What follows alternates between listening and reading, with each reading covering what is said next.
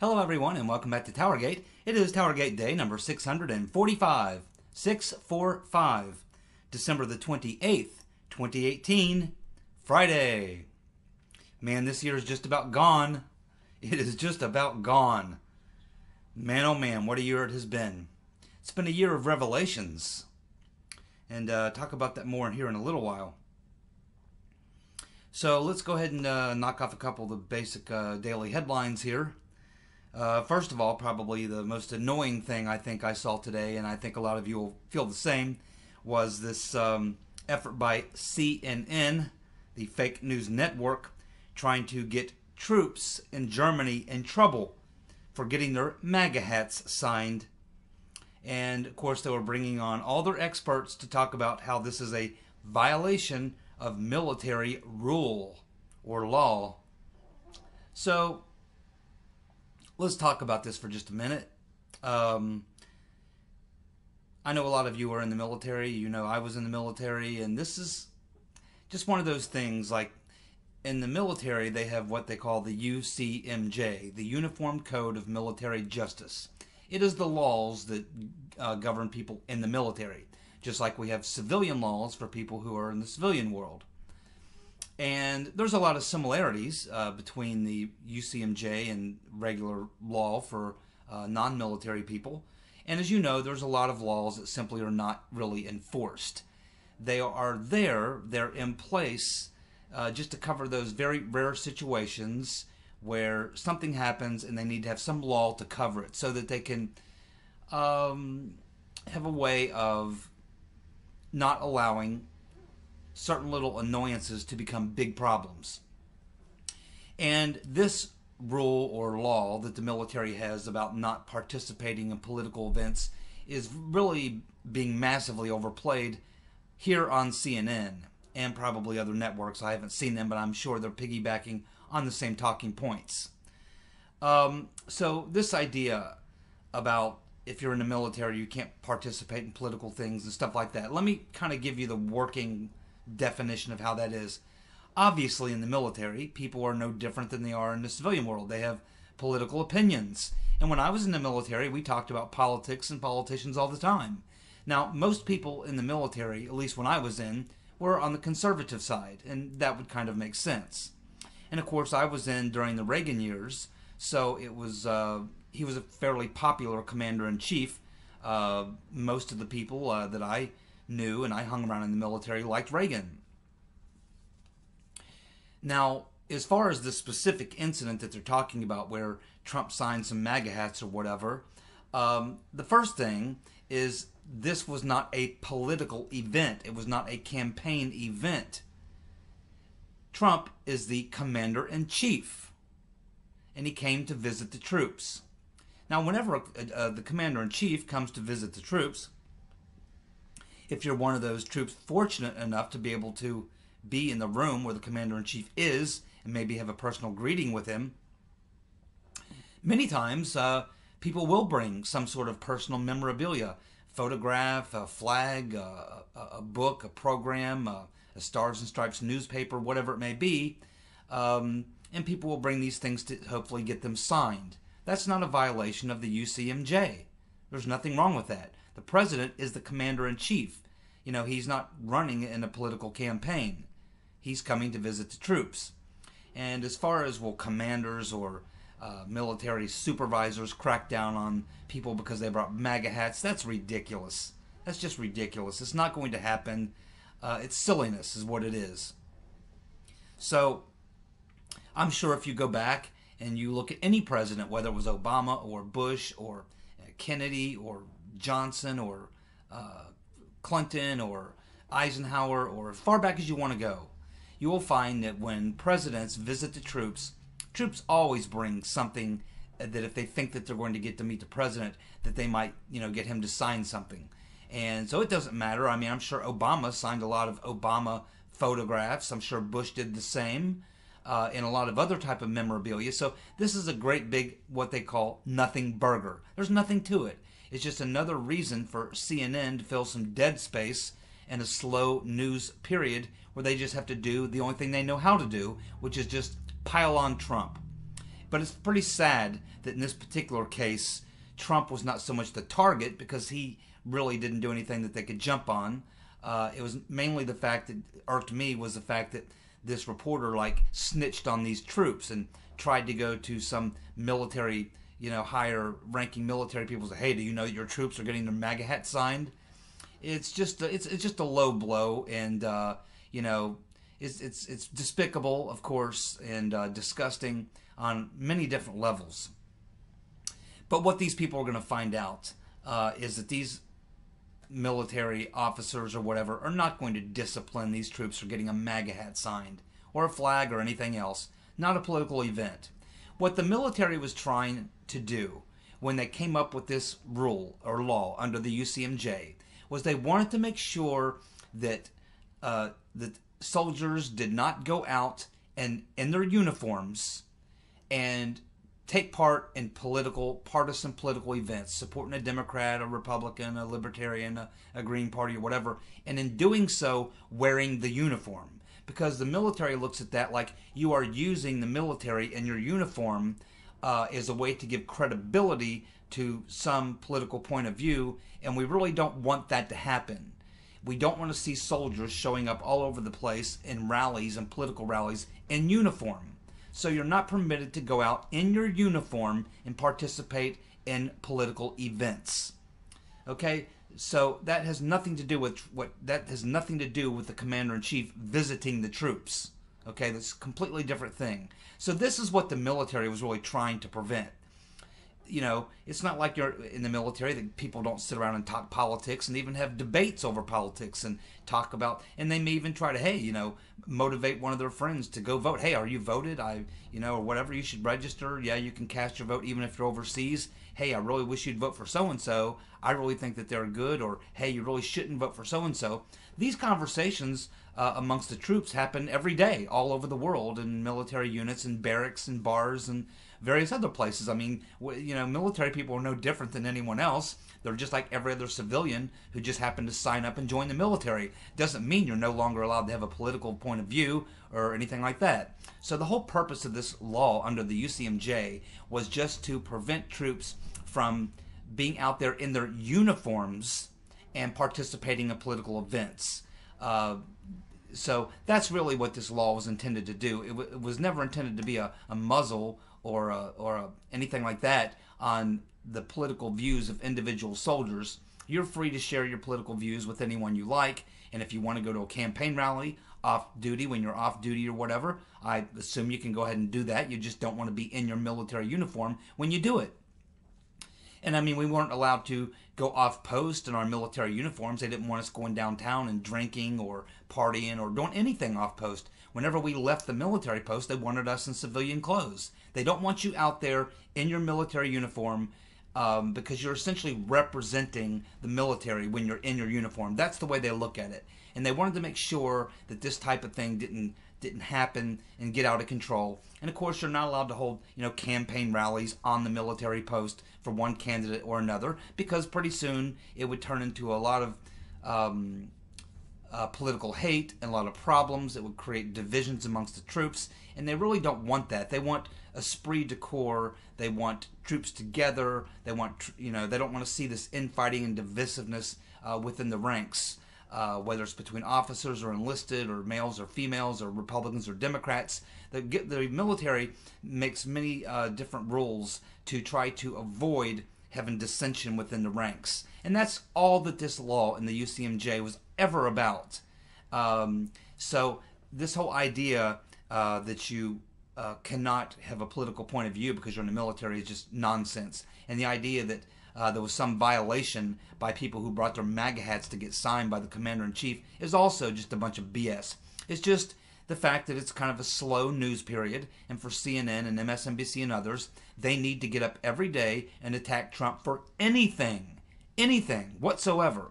And it's just sad that in this particular occasion you had a reporter trying to be a snitch, trying to get troops in trouble for getting their MAGA hat signed. I can assure you that none of those troops will get in any trouble whatsoever. In fact, I'm sure as soon as whoever the officer was that this reporter spoke to, as soon as he got off the phone with her, he probably laughed. He probably hung up the phone and laughed. I just had this nutty reporter call me. She wants me to try to chew out some troops for getting her MAGA hat signed. Yeah, well, I guess what she doesn't know is as soon as I get a chance, I'm going to go over and get my MAGA hat signed. So this is probably how that worked out. So much to do about nothing, but it's just another example of how low they will go in the corporate media, and really how much their hate for Trump has caused them to be totally anti-American. They really want the country to fail. They really want Trump to fail and the country right along with it. They love to see the economy crash. They love to see horrible things happen to the country because Trump is president. And that's sad. It's a sad commentary. The only thing that we can hope for as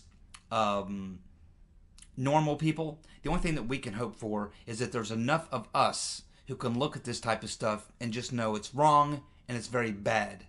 It's very wrong and it's very bad. And hopefully that's what we have to count on, is that the majority of the people in this country have not gone that far off the rails yet. God willing.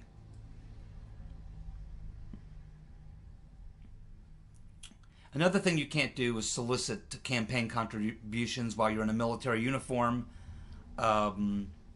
or do any type of fundraising activities or anything like that when you're. And I think even if you're not in military uniform, they discourage you from being involved in any type of paid political activities, regardless of whether you're in uniform or not. So that's pretty much the long and short of that. If anyone else in the military is out there and thinks I missed it, put it in the comments section, but I'm pretty sure that's how it worked when I was in the military. Okay, so what do we have next? I think we covered that topic pretty well. Well, we have Michael Bloomberg.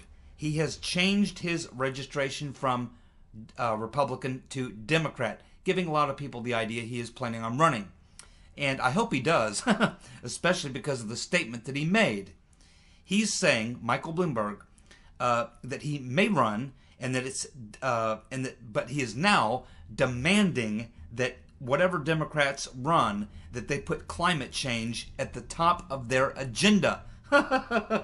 This just shows how out of touch politically Michael Bloomberg is, because we know from after the midterm elections and from the 2016 elections that when voters were asked what issues were most important to them, climate change literally was so far down on the bottom of the list. I saw the list. It was like number 30 or 35. It's way down the list. Only like 1 or 2% of people actually give a damn about climate change. It's a very, it's an issue that just doesn't resonate. It probably resonates okay on the coastlines, I guess, and the West Coast and East Coast, but the majority of the country, the places where Democrats have to win, it just doesn't play very well. And so I think it's going to be a very interesting year in 2019 because the Democrats obviously have a primary that they have to run. They all have to go out there and decide, and the Democratic Party has to decide what they're going to be running on in 2020. If they choose to make climate change, as Bloomberg is saying, if they plan to make that as a top number 1, number 2, number 3 campaign issue in 2020, they will get defeated badly, very badly, because people just don't care that much about that issue. But it's kind of surprising to hear Bloomberg say that. You would think as a billionaire he'd be smarter than that, but he really isn't, obviously, by this statement. The effort to rename the office building, I forget the name of the building, but they want to rename an office building in Washington after Senator Magoo. They've been trying for months, but they just really can't find much support for it. And so they've kind of given up. They've given up the efforts to name this office building in Washington after Senator Magoo. And of course it was McConnell and Schumer who were pushing it, but they simply have not been able to find many people interested in signing on to it. And I think that may have something to do with the fact that there's a lot of people inside the Beltway, particularly in Congress, who do know that Senator Magoo was involved in a lot of things he should not have been involved in during the 2015-2016 election cycle. And a lot of people don't want to end up having to answer those questions a year or 2 or 3 or even 5 years down the road when somebody comes and asks them about their supporting Senator Magoo when he turned out to be a traitor.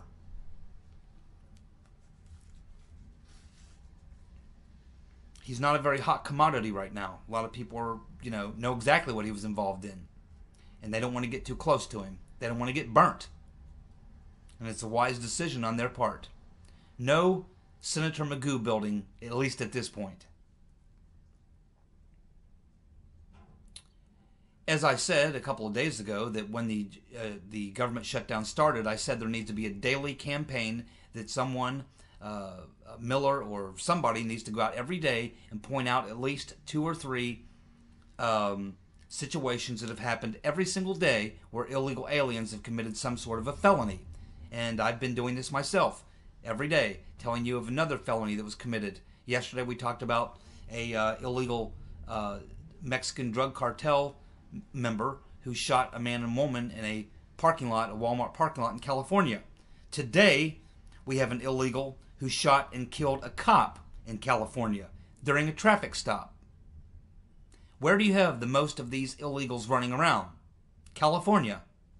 And that's where you'll find most of these felonies that are being committed by these individuals. So, the White House should be doing this, but they're not. So I'm doing it. Okay, so the latest on Jerome Corsi and his lawsuit.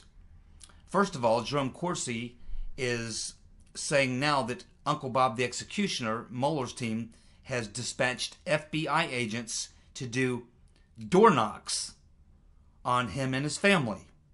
He also says that they are using vans, parking surveillance with vans, with 2 guys inside these vans, parking outside places where his family members work. And so this is, in his mind, harassment. This, of course, will, I'm sure, find its way into his allegations, into the case he has filed against Uncle Bob the Executioner. And the status of that particular case was that Uncle Bob the Executioner went to the court to try to get the court to put off the court hearing that's coming up because of the government shutdown. And the judge has ruled against Mueller in this case. And he's saying no, the case will go forward on its scheduled date, which is January the 3rd. So, Larry Klayman, of course, is representing Jerome Corsi.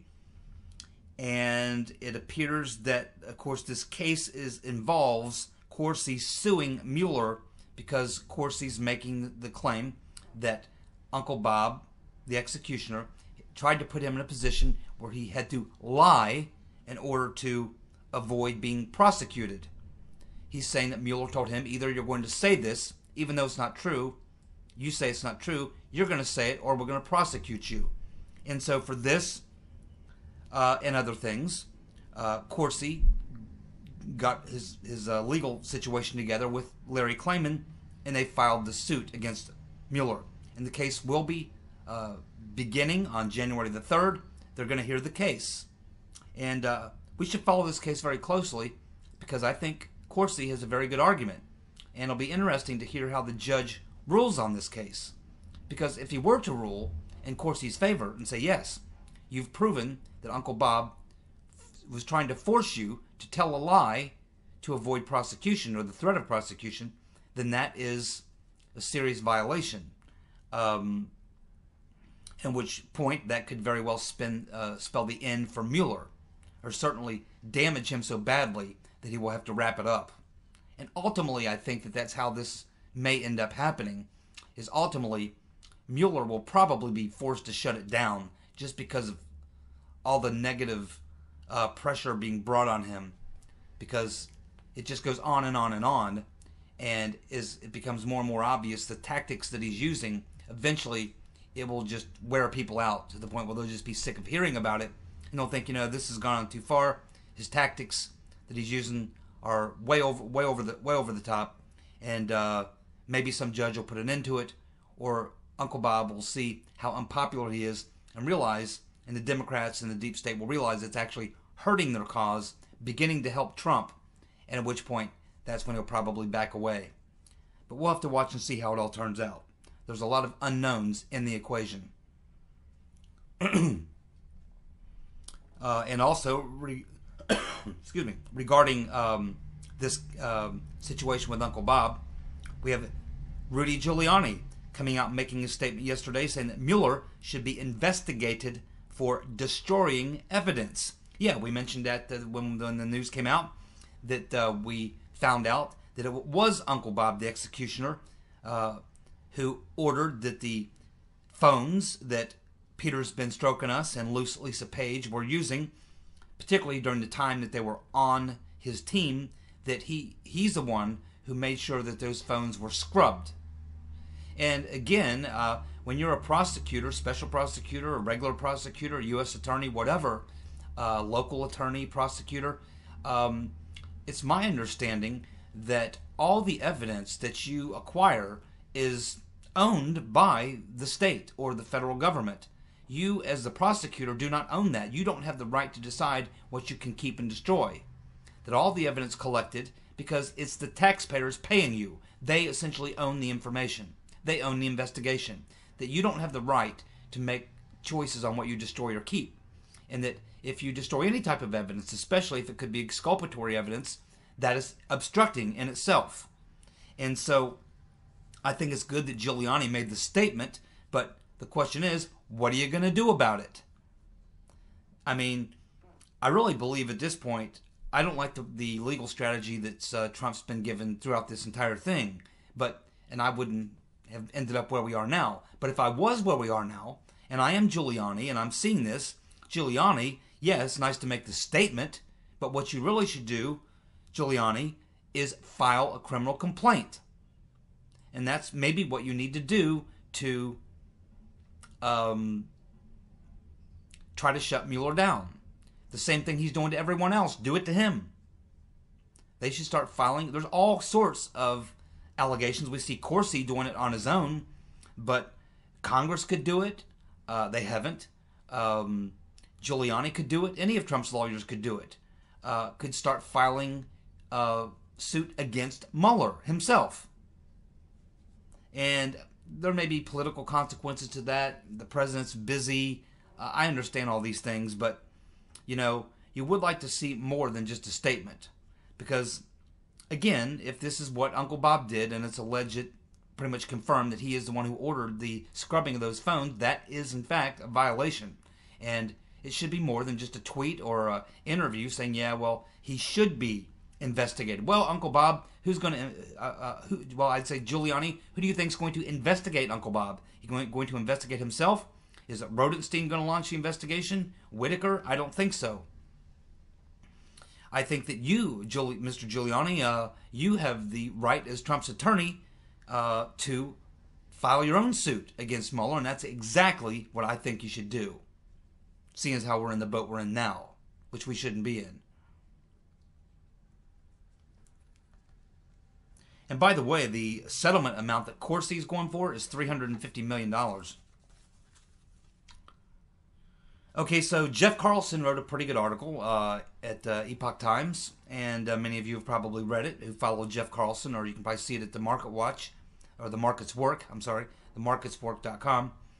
And he did a pretty good job of pointing out what we learned in 2018, and he's talking about the Spygate criminal conspiracy that we cover here on a daily basis. And so he does a good job of laying out all the revelations of 2018, of which, for all of us who've been here and been watching my videos, we learned a lot of things in 2018. In fact, we learned so much that we pretty much know what happened. Yeah, there's more evidence out there, there's more witnesses out there, but we know enough now to have a pretty good idea what we would learn if we were able to speak to those other witnesses or look at those documents or whatever. We know enough, okay? Enough has been exposed to know there was some serious crimes going on here with an attempt to destroy the candidacy of President Trump when he was a candidate, and then, of course, the effort to destroy him and his presidency and get him impeached or whatever continues to this day. So, yes, we learned a lot in 2018, and we're all hoping that in 2019 will be the year that all these perps are brought to justice. But I don't know that, and that brings me to my thought on this topic at this point is, again, I've mentioned this before. I think that I can speak for myself. I know what I would like to see. I'd like to see a full court press to expose the deep state and hold the criminals accountable. Okay? But that's what I want. And maybe each of you out there watching this video have something else that you would like to see happen. Maybe a lot of you are like me. You just want to see the criminals brought to justice. And that's important to a lot of you. It's important to me. But we have to keep in mind that Trump may have a different agenda. Doesn't mean he doesn't want the perps held accountable. We know he does because we can see his tweets over the past year and a half. Clearly, he wants the perps held accountable. And, of course, that frustrates a lot of us because we think, hey, he can fire Mueller. He can fire Rodenstein at the drop of a hat for any reason he wants.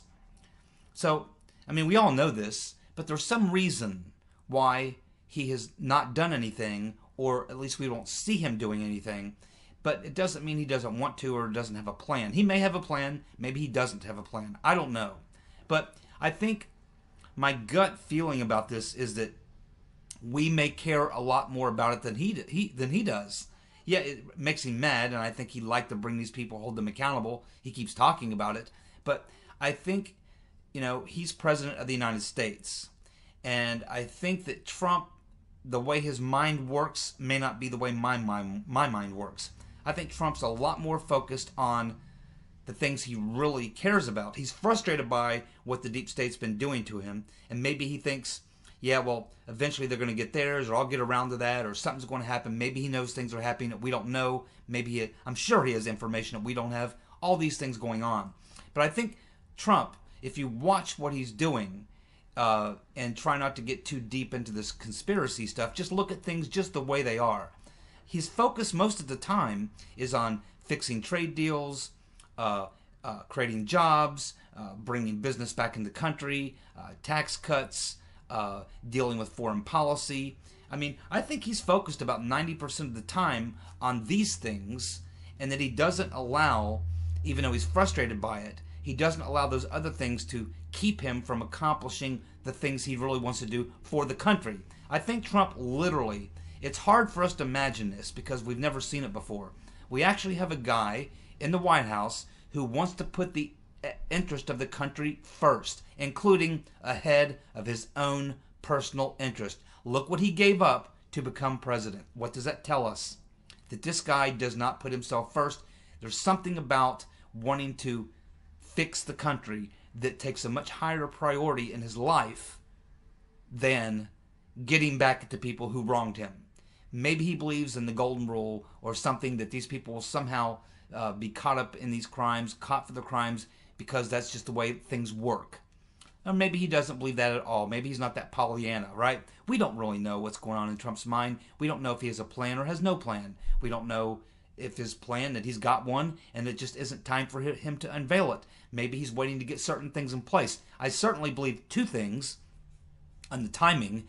I do believe, just as Brian Cates and other people have talked about, I do believe he feels that the Mueller investigation has to be over before he can move on the other investigation, the real investigation. I think he really believes that Mueller has to be dispatched of before he can do that. And I think it probably has to do with the politics of it and re-election and things and such. Maybe he doesn't want to do anything till after he's re-elected. Maybe he doesn't want to do it until 6 months before the November election. There may be some timing issue going on here. But it may just have to do with the fact that he's just busy focusing on a lot of things that he thinks are far more important. He doesn't want to spend 90% of his time chasing the Spygate conspiracy. He'd rather spend 90% of his time creating jobs, doing other things. And as much as that may irk a lot of us, that simply may be the case. That's what it looks like. But it doesn't mean that he's not interested in bringing down the deep state. And I think the point that I make a lot of times is we can't allow them to get away with this, because if they get away with it, they'll do it again. And they'll do it again to him. If they can do it to him in 2016 and get away with it, what do you think they'll do in 2020? And I think that these things are in his mind. But I think he felt like he had to have the Mueller investigation end.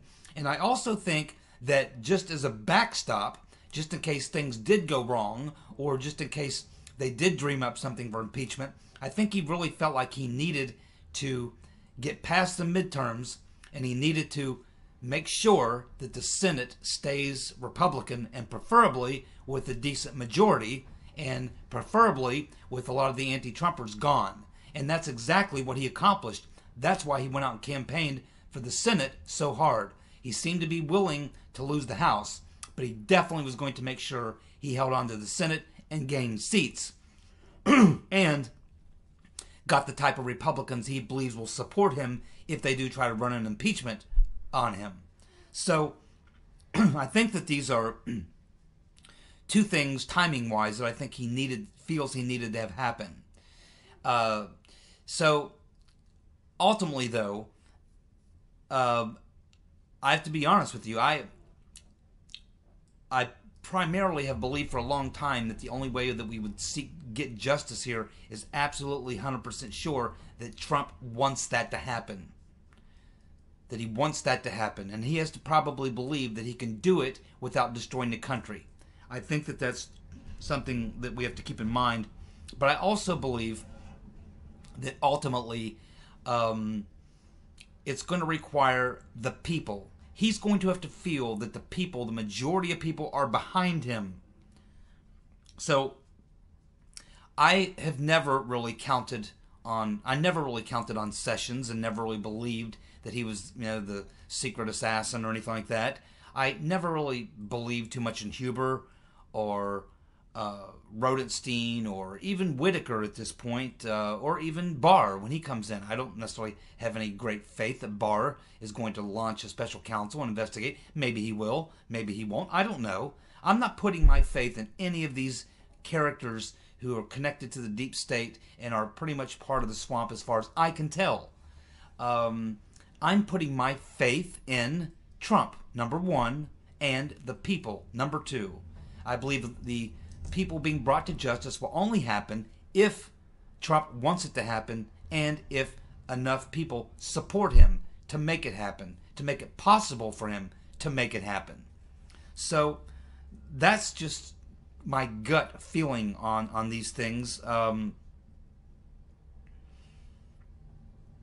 So I think it's pretty much private citizens, and I think also the non-corporate media, the alternative media, has a very big role to play in this as well, because we're the ones who kind of keep the story fresh. We keep talking about it. We keep digging for more evidence. We share these things that we learn with each other on channels, my channel and channels like mine. So there's a lot of us that are in the fight, in the hunt. We believe that justice must happen in this case because of what happens if we don't get justice. But like I say, I am a person of little faith when it comes to trusting other people just because I want to trust them. I'm just not that type of person.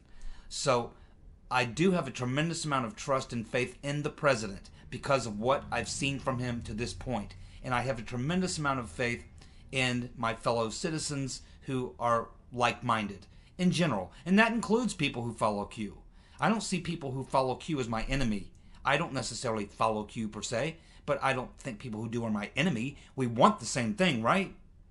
So, however we all get there, it's like I said to someone else in a recent post, we're all like on a big interstate highway, a multi-lane interstate highway. We're all going the same direction, headed to the same destination, but we're traveling in different lanes. So in doing so, we should be courteous to one another as we're traveling down. I don't have all the answers. Nobody does.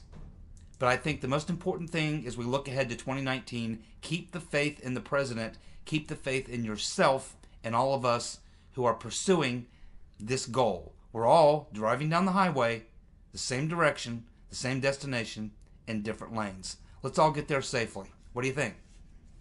Have a good night. See you guys. Bye.